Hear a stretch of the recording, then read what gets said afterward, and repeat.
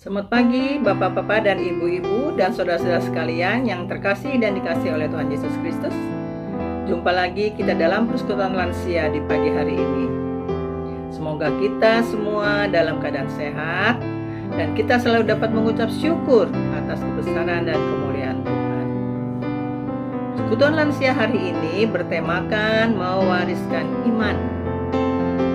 Bacaan diambil dari Mazmur 119 ayat 1 sampai dengan 6. Persekutuan lansia ini dilayani oleh Bapak Pendeta Emeritus Samuel Santoso dari GKI Kedoya. Pengisi pujian adalah Glorify dan pemandu pujian adalah Ibu Endang Kuswardani. Nah, Bapak dan Ibu sekalian, mari kita baca dari Mazmur 119 ayat 1 sampai dengan 6. Mazmur 119 ayat 1 sampai dengan 6 dengan judul Bahagianya orang yang hidup menurut Taurat Tuhan. Berbahagialah orang-orang yang hidupnya tidak bercela, yang hidup menurut Taurat Tuhan. Berbahagialah orang-orang yang memegang peringatan-peringatannya, yang mencari Dia dengan segenap hati. Dan juga tidak melakukan kejahatan, tetapi yang hidup menurut jalan-jalan yang ditunjukkannya. Engkau sendiri telah menyampaikan titah-titahmu supaya dipegang dengan sungguh-sungguh. Sekira hidupku tentu untuk berpegang pada ketetapanmu, maka aku tidak akan mendapat malu apabila aku mengamat-amati segala perintahmu. Demikianlah sabda Tuhan. Nah, ibu-ibu dan bapak sekalian, sebagai persiapan kita akan menyanyikan pujian dari rumah kita masing-masing dengan lagu pujian. Kita harus membawa berita pada dunia dalam gelap tentang kebenaran dan kasih dan damai yang menetap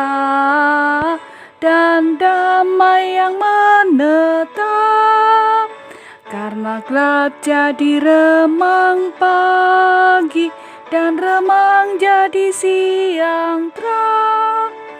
Kuasa Kristus kan nyatalah, rahmani dan cemerlang.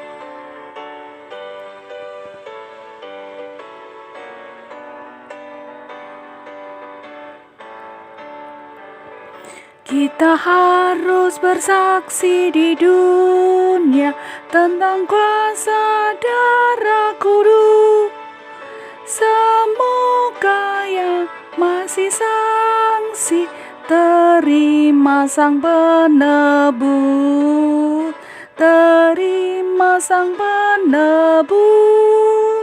karena gelap jadi remang pagi dan remang jadi siang terang. Kuasa Kristus kan nyatalah, rahmani dan cemerlang.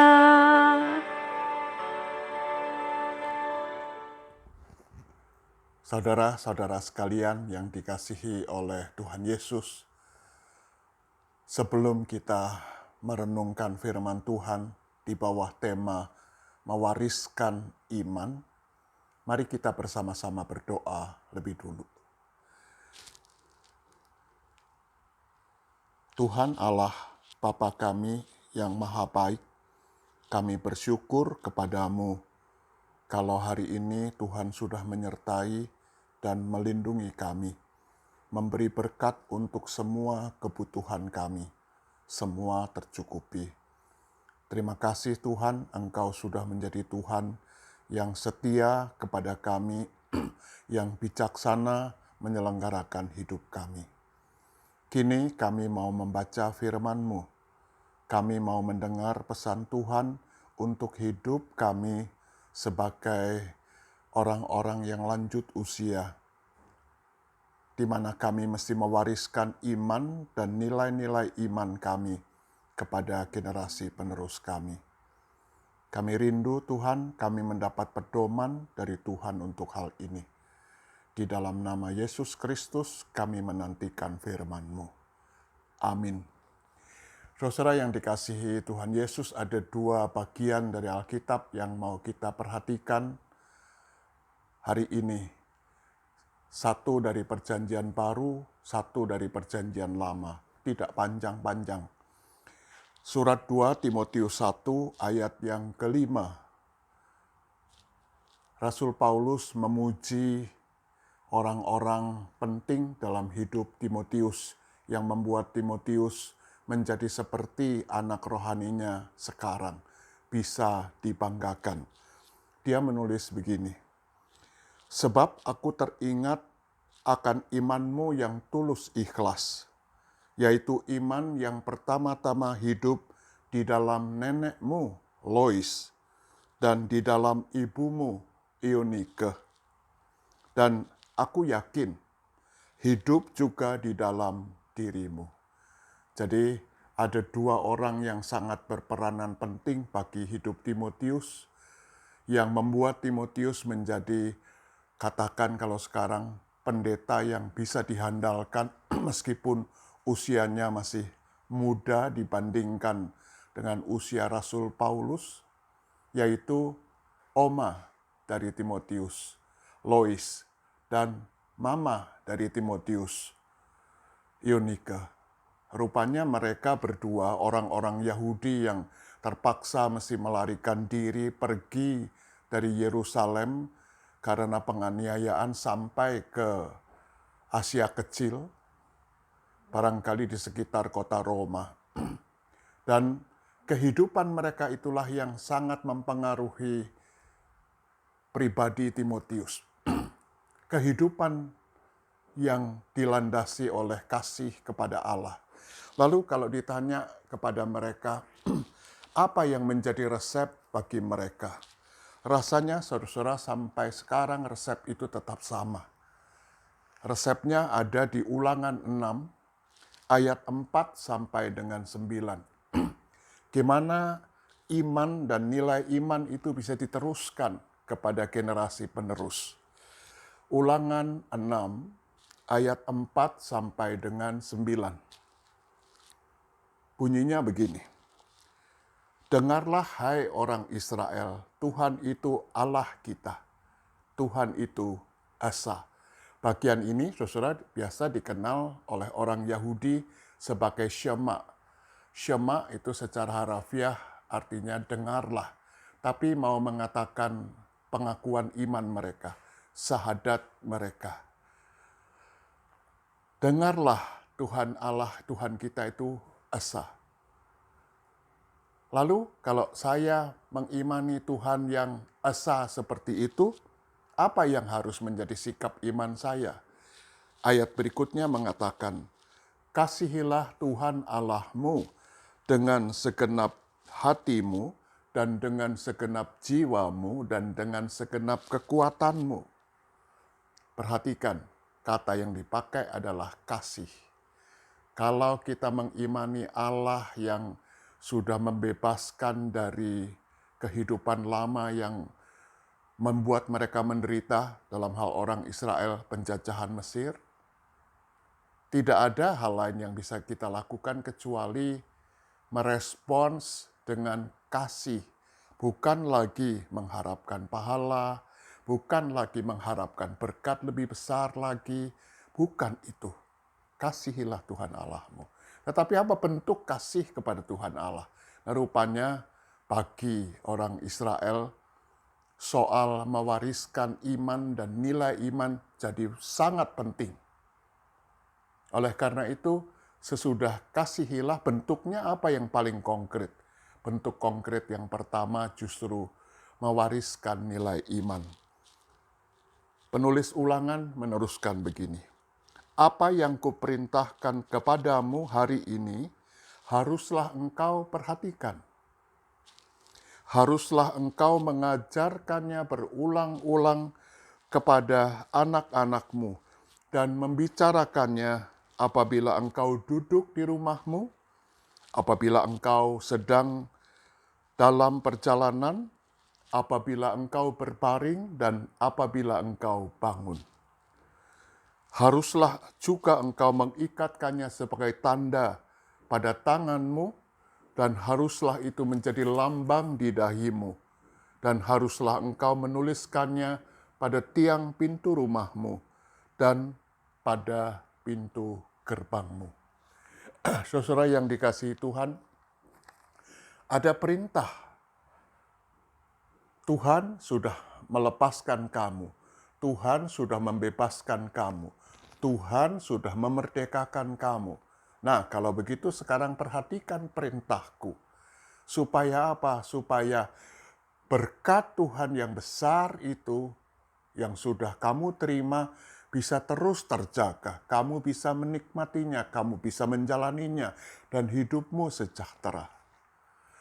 Perhatikan perintah-perintah yang kuberikan kepadamu. Bukan hanya untuk kamu, tetapi ada perintah untuk melanjutkannya, meneruskannya kepada generasi penerus, kepada anak, kepada cucu, kepada keturunan yang berikutnya juga. Apa yang baik yang sudah dilakukan Tuhan harus diwariskan, harus diteruskan, supaya menjadi bagian penting dari hidup beriman generasi penerus kita. Haruslah engkau mengajarkannya kepada berulang-ulang kepada anak-anakmu. Mengajarkannya berulang-ulang. Saudara, kata yang dipakai untuk mengajarkan berulang-ulang itu secara harafiah bisa diterjemahkan dengan meraut, mengasah. Saya umur 69 tahun ini.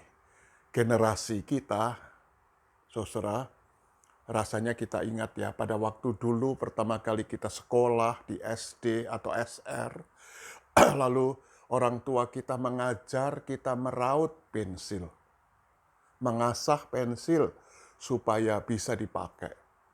Apa yang diajarkan oleh mamah papa kita, kalau saya mamah saya.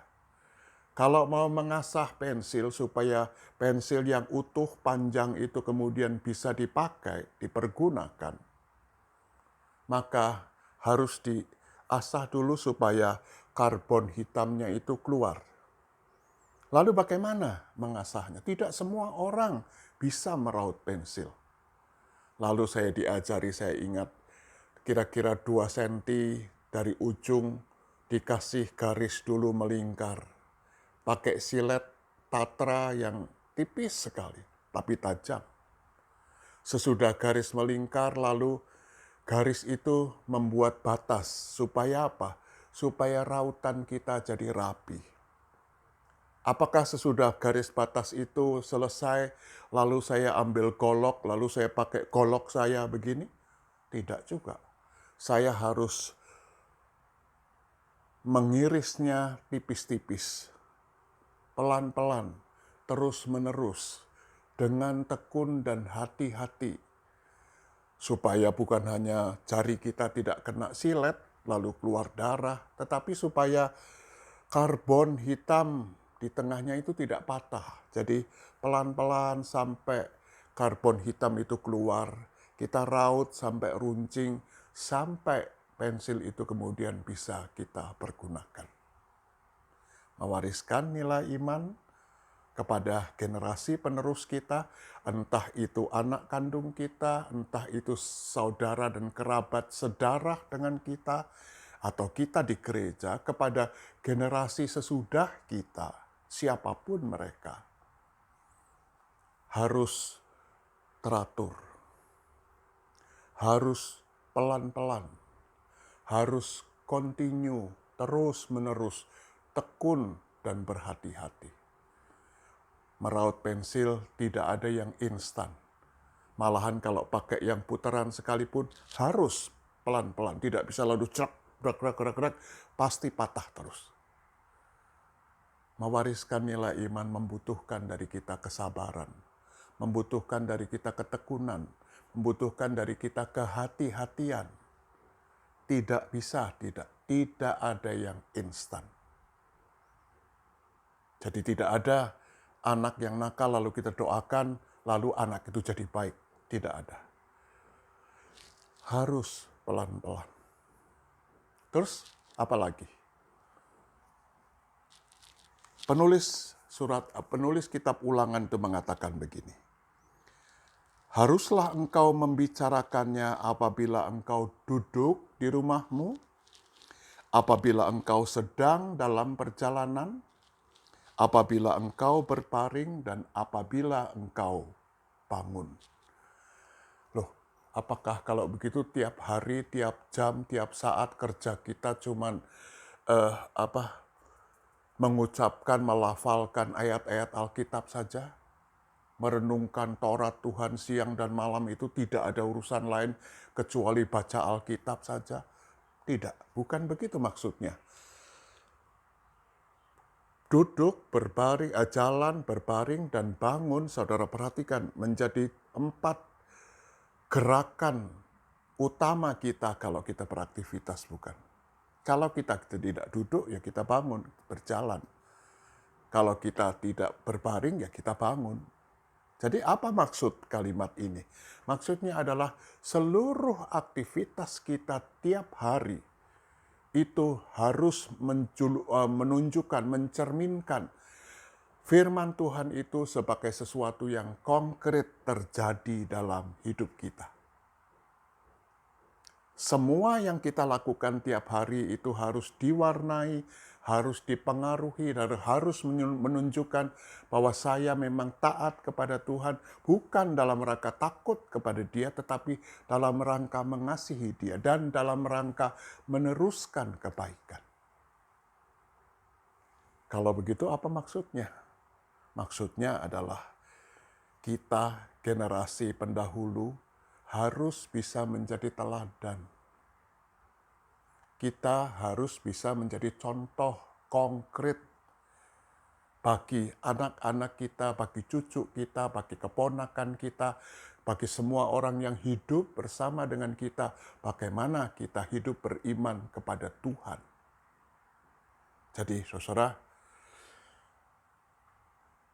kalau saya pendeta, orang yang pergi ke pendeta itu tidak selalu punya niat baik. Apalagi kalau pendeta itu tinggal satu kompleks dengan gereja. Pengalaman menyatakan hal itu. Ada orang yang datang dengan niat baik, tetapi ada orang yang datang juga niatnya mau memeras. Niatnya mau minta dengan paksa. Mulainya kelihatan baik-baik sekali, tetapi kemudian sesudah itu sampai akhirnya intuisi saya seperti terasah, saudara. Kami punya pastori waktu itu di 2 lantai. Bawah hanya untuk ruang makan, dapur, dan ruang tamu. Kami tinggal di atas. Dari atas ada teras. Dari situ kami bisa melihat lorong di depan antara gereja dan gedung pertemuan. Karena banyak orang yang datang dengan maksud yang tidak baik, akhirnya intuisi saya bisa mengatakan kalau lihat orang ini datang, ini segera mengatakan ini orang punya niat tidak baik. Dan biasanya benar. Nah, satu kali orang yang datang itu memberikan kepada saya intuisi, tanda ini orang tidak bermaksud baik. Ada anak saya. Boleh nggak kalau saya mengatakan kepada anak saya, kalau nanti itu ada orang datang, ada bapak-bapak yang ketuk pintu cari papa, bilang kalau papa tidak ada, papa pergi. Orang itu berniat buruk, tidak baik. Dan memang betul tidak baik. Boleh nggak saya ngajar anak saya begitu? Katakan papa pergi, padahal saya ada di atas. Rasanya kita sepakat untuk mengatakan, Pak Sam nggak boleh begitu. Kenapa nggak boleh? Karena itu artinya Bapak memberi teladan kepada anak Bapak untuk berbuat bohong. Satu hal yang tidak boleh dilakukan oleh anak Tuhan. Begitu kan? Ya jadi harus jujur. Saya harus turun menemui orang tadi. Seorang anggota jemaat, bapak-bapak marah ketika saya menegur zamannya SDSB, lotre nasional itu berlaku. Karena apa? Karena Bukan hanya memang tidak boleh orang Kristen main judi, tapi ketika saya menegur baik-baik kepada keluarga itu, Bapak ini mengatakan, baik Pak Pendeta, tapi apa Pak Pendeta mau menjamin hidup kami? Loh, sudah punya toko cukup laris, bagus, besar, kok masih kurang? Saya bilang saya tidak mau menjamin. Kalau nanti Bapak kekurangan, yang saya yakin tidak akan pernah kekurangan, tapi saya katakan kepada Bapak ini begini, apa Bapak yakin kalau 10 tahun lagi anak Bapak yang sudah remaja itu tidak akan main judi? Kenapa saya mengatakan begitu? Karena yang jaga di lapak jual kuponnya itu anaknya yang sudah SMP, kelas 2, kelas 3. Dia jual bukan hanya yang resmi, tetapi juga yang togel-togelnya, yang buntutnya. Yakin anak Bapak tidak akan main judi 10 tahun lagi. Kalau tiap hari hal itu dia lihat dan dia alami. Bapak itu diam saja. Syukurlah kemudian nasihat saya dituruti.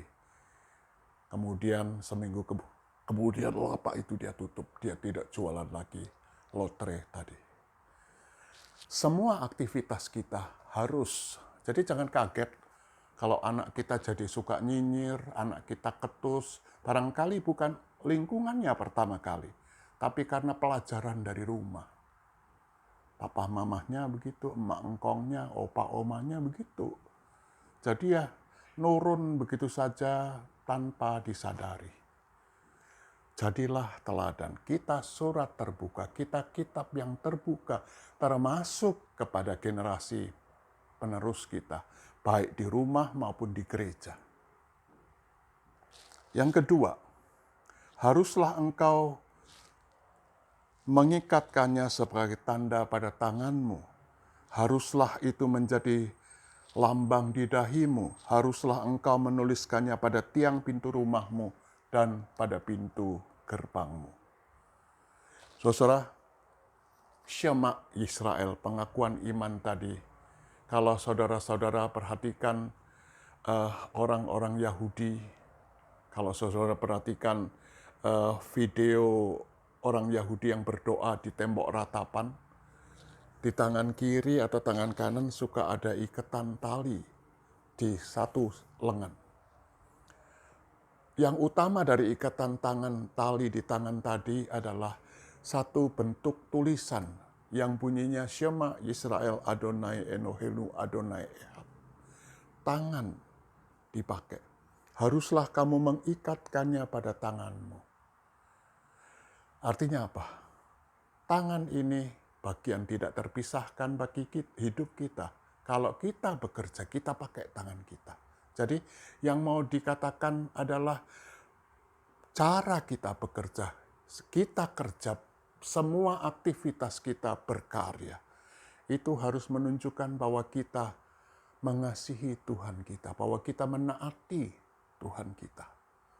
Haruslah engkau menuliskannya di dahimu, katanya.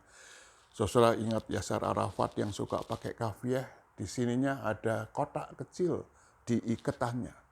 Kalau kotak kecil itu dibuka, lalu kita buka tulisannya bunyinya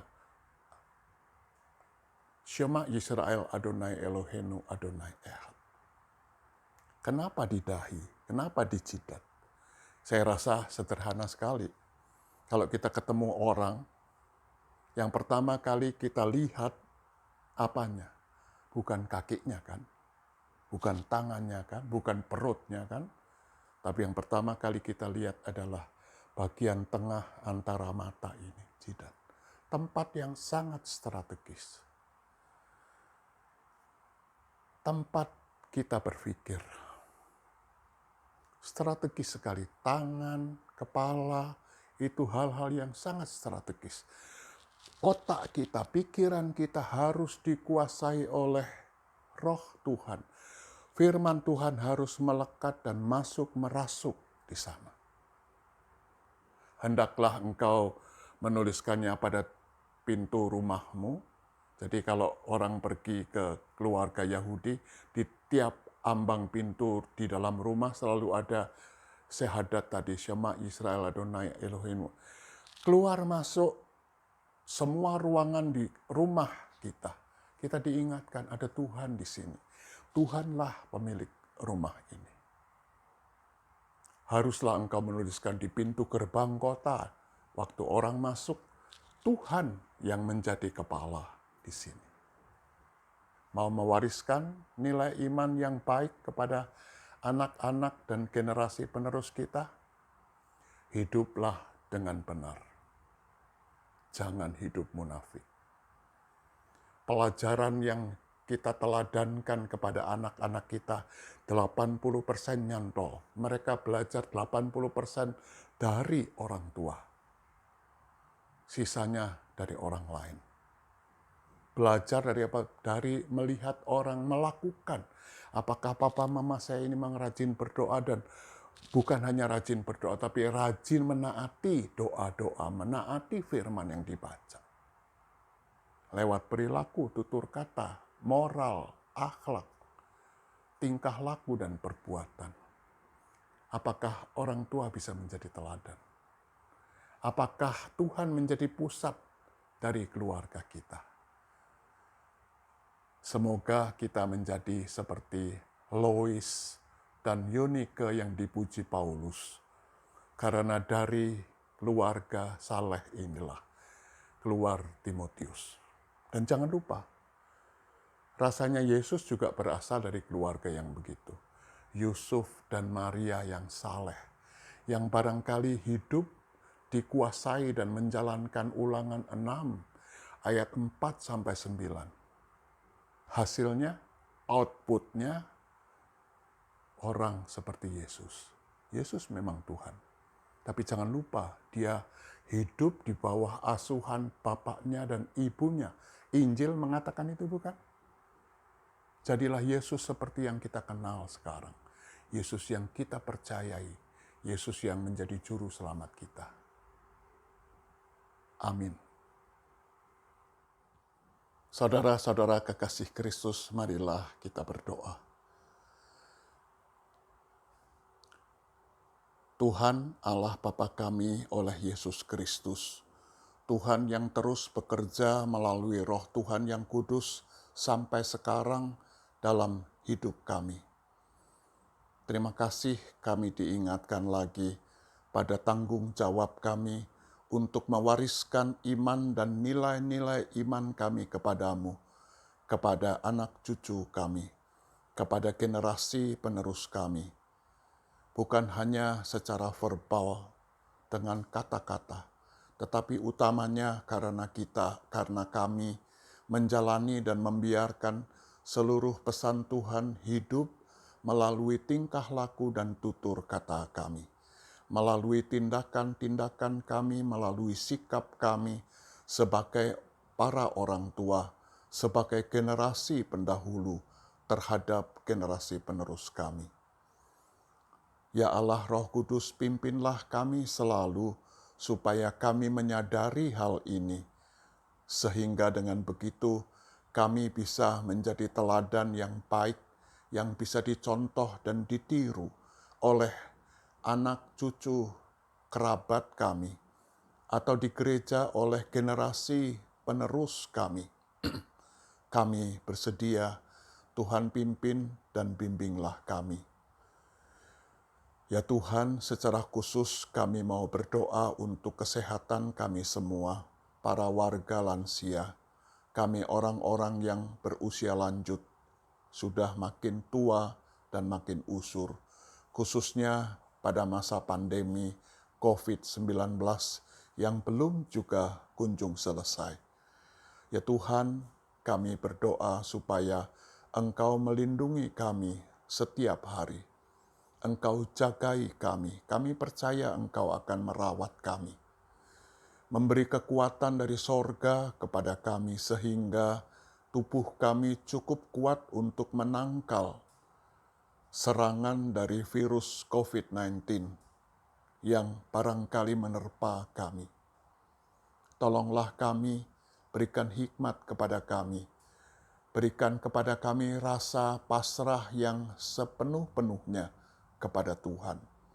Tapi rasa pasrah kepada Tuhan dan menantikan kasih karunia Tuhan itu juga disertai dengan sikap kami yang berdisiplin untuk mematuhi protokol kesehatan. Barangkali kami hidup dengan kesal. Kami sudah bosan tidak bepergian kemana-mana. Tetapi kalau itu harus kami lakukan demi hidup yang sehat,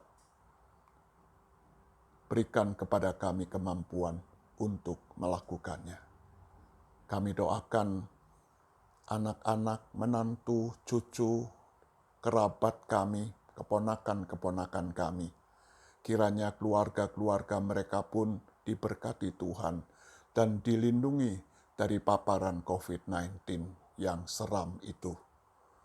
Kalau kami menjadi generasi pendahulu di Jemaat Kosambi Baru, biar Tuhan kami juga menyambut dan bisa menjadi teladan bagi mereka yang datang lebih belakangan daripada kami. Kami bisa menghadirkan Tuhan Yesus yang ramah, Tuhan Yesus yang dengan tangan terbuka mengasihi mereka semua. Tuhan, inilah doa kami.